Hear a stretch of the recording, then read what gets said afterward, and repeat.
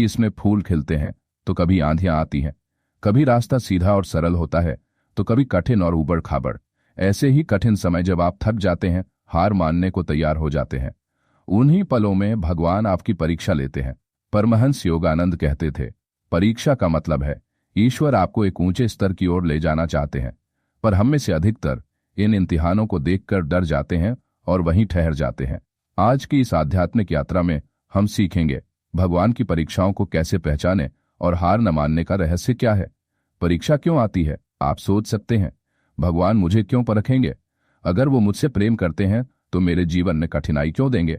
योगानंद जी का उत्तर सीधा था, ईश्वर अपने सच्चे भक्तों को नर्म तकिए पर नहीं सुलाते, वे उन्हें लौहासन पर बिठाते हैं ताकि उनकी आत्मा मजबूत हो सके। जिस तरह सोने को आग में तपाकर शुद्ध किया जाता है, उसी तरह आत्मा भी कठिन परिस्थितियों से गुजरकर निर्मल होती है।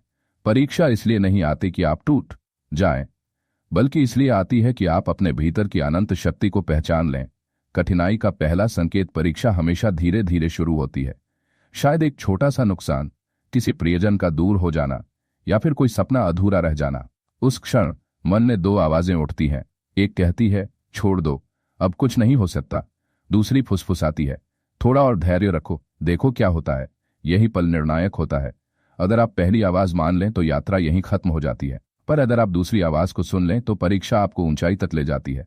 कठिन समय में सबसे बड़ा हथियार है विश्वास।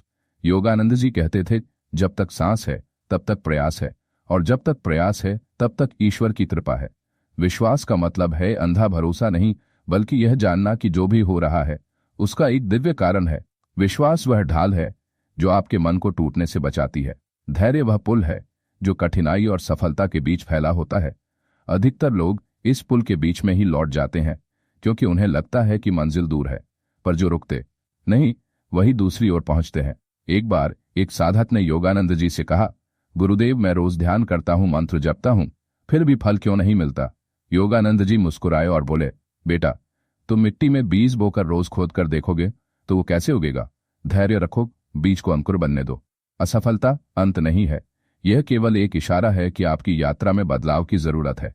भगवान कभी विफलता देकर आपको रोकते नहीं, बल्कि वे आपको एक बेहतर दिशा में मोड़ते हैं। महान संत कहते हैं, सफल वही होता है जो अपनी असफलताओं को शिक्षक बना लेता है। जब परिस्थितियां कठिन हो जाएं तो मन बाहर की हलचल में उलझने लगेगा। यहीं ध्यान और प्रार्थना काम आते हैं। योगानंद जी बताते हैं, ध्यान वह तरीका है जिससे आप भगवान की आवाज सुन सकते हैं। जब आप चुपचाप बैठते हैं, गहरी सांस लेते हैं और अपने भीतर के प्रकाश पर ध्यान केंद्रित करते हैं, तो धीरे धीरे आपको यह एहसास होता है, आप अकेले नहीं हैं। ईश्वर हर पल आपके साथ है, बस आपसे जुड़ने का इंतजार कर रहे हैं। परीक्षा का असली इनाम यह नहीं कि आपको मनचाही वस्तु मिल जाए।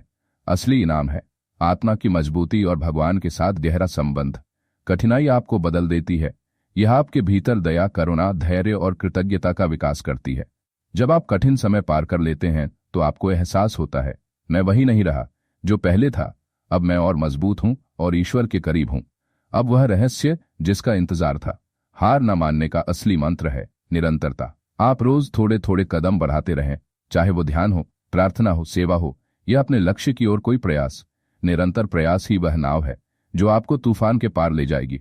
योगानंद जी कहते थे, अगर तुम चलते रहोगे तो एक दिन तुम्हें मंजिल जरूर मिलेगी। रुकना ही असली हार है। परीक्षा का अंतिम चरण है समर्पण। इसका मतलब हार मानना नहीं, बल्कि यह कहना है, प्रभु, मैं अपना सर्वश्रेष्ठ करूंगा और परिणाम आपको समर्पित करता हूं।